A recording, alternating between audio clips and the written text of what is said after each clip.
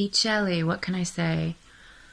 About 5 to 9, just as we're closing the show, the news came through. It had been confirmed that Pete Shelley had passed away, and I was heartbroken. He was very proud of his heritage and his working class roots and his hometown of Leigh. Pete was one of the great songwriters of his generation, but unlike the other writers, he was writing about love, relationships, often in a witty way, often in a sad way. He was more than just a singer and songwriter.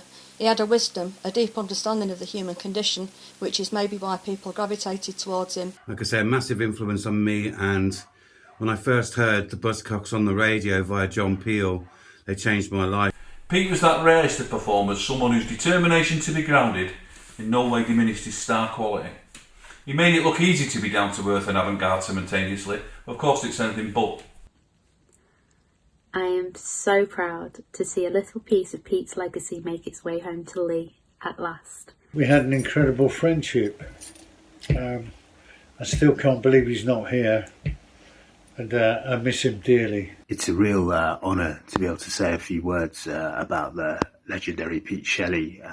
Pete's songwriting, energy, style, changed me forever, really, made me the person I am today.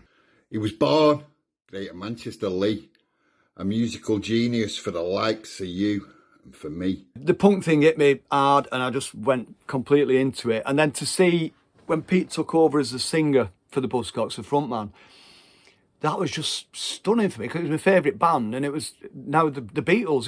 In my mind, this was the new Beatles. They're banging. It felt like they were having number ones to me. It was like every Top of the Pops, it felt like they were number one. They probably weren't. So when I was 11 years old, my nan bought me Love Bites.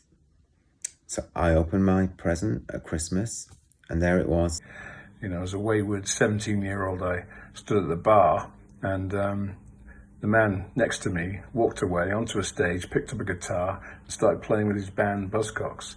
And the whole thing meant that, this is what I had to do in life, follow in his footsteps. It was our first gig in Manchester, strangely enough, at the Holdsworth Hall, Deansgate. Pete looked amazing. He had blue spiky hair, a razor blade earring, very shiny trousers, and a guitar that was sawn in half. And I thought that was so cool. I wish I'd thought of that. That's how good Buzzcocks were and how important they were.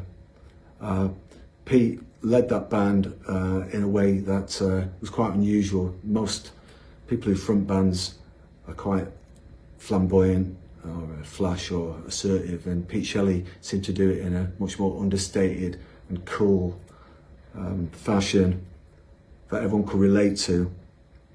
He was a big pop star, but seemed to be above that somehow.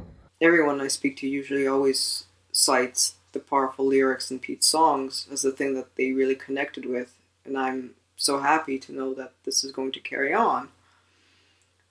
His legacy isn't in his music, it's actually in the wisdom of his words and love.